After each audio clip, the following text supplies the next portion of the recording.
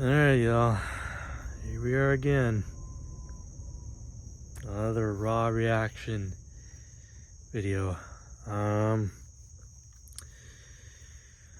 So let's just get this over, shall we? Number 25, Miami loses to number 12, UNC.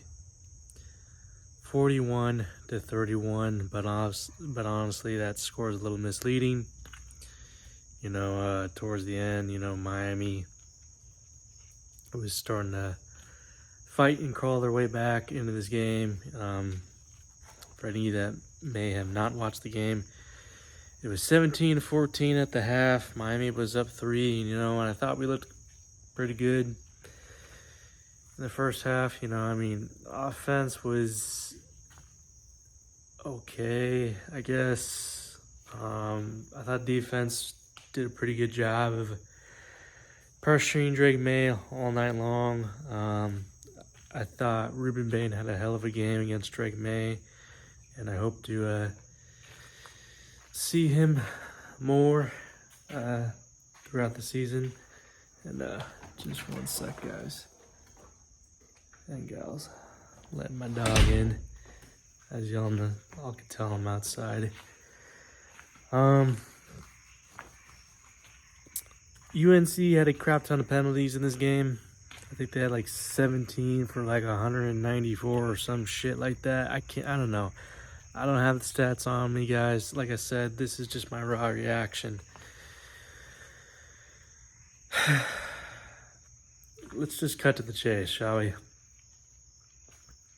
Miami has lost to UNC 5 straight years in a row now. We have lost in 2019, got embarrassed at home in 2020, lost to UNC in 2021, 45-42 at their place. And then last year, 2022, lost to UNC 27-24 at home. TVD did not have the greatest game. He threw about 2 interceptions. He threw, I want to say, about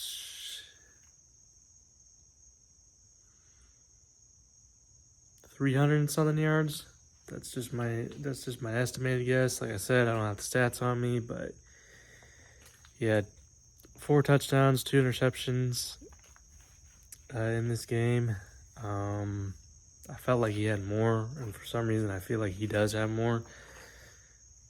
I feel like he's got 5.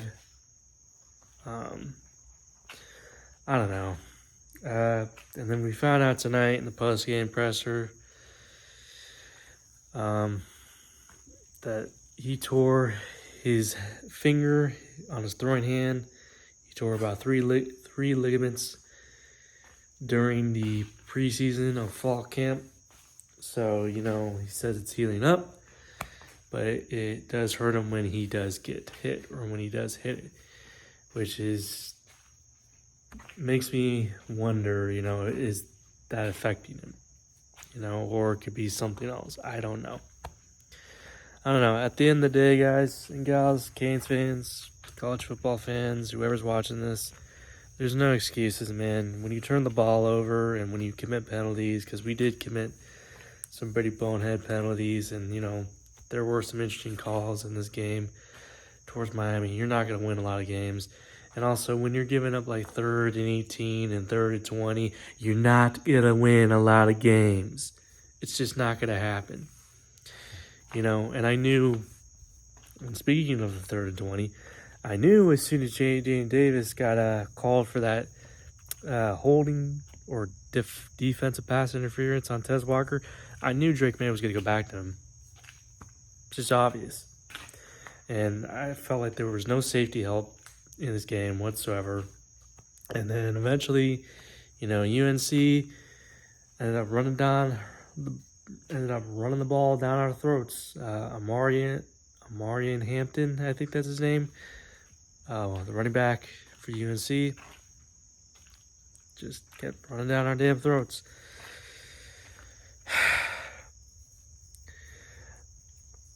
Yeah, like I said, guys and gals, I don't have stats, and honestly, I could give less of crap There's plenty of other Canes YouTubers, people that are probably going to be talking about this game, breaking down stats and stuff like that. This is just my raw reaction. All right. So yeah, I'm not gonna lie, this sucks. This sucks. We're 4-2 and 0-2, sitting in ACC play, and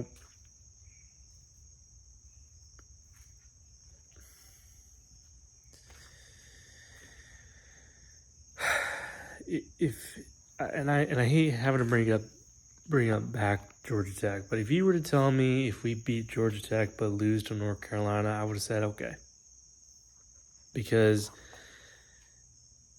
Georgia Tech, cut out all the bull crap that happened in Georgia Tech. We know what happened.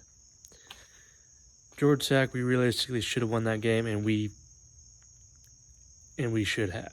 But you know what? I hate having to bring up Georgia Tech, but I'm just basically ranting here, and I'm upset. Clearly, you can tell that I'm upset, and I'm probably gonna have people in the comment section below trolling me and talking crap, which it's whatever. I could give less of a crap, It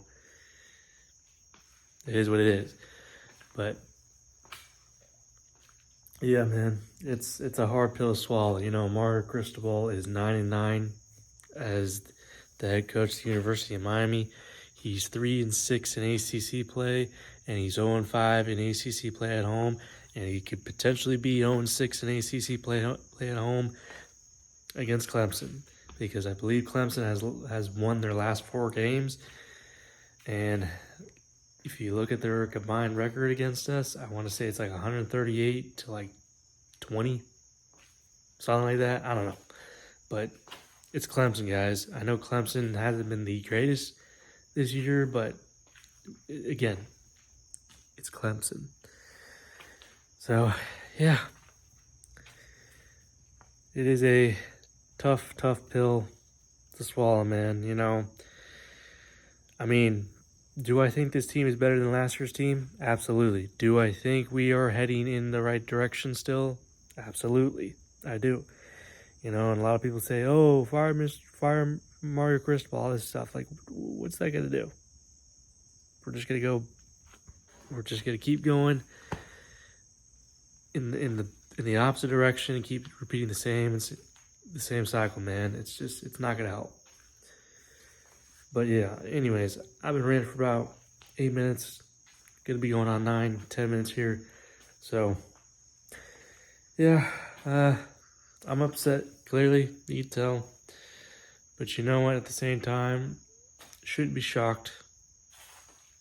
Should be shocked. I think Miami fans are used to this. Used to being disappointed, as per usual.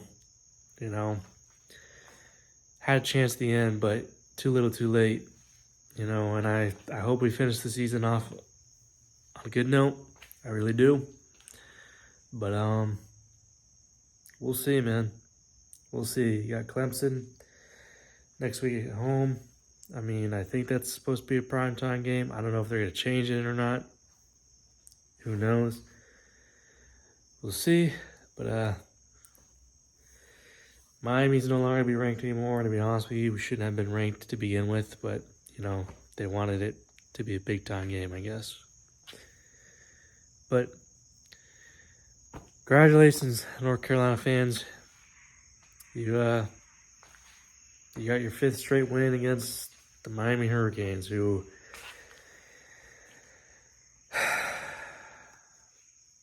are currently and still having issues.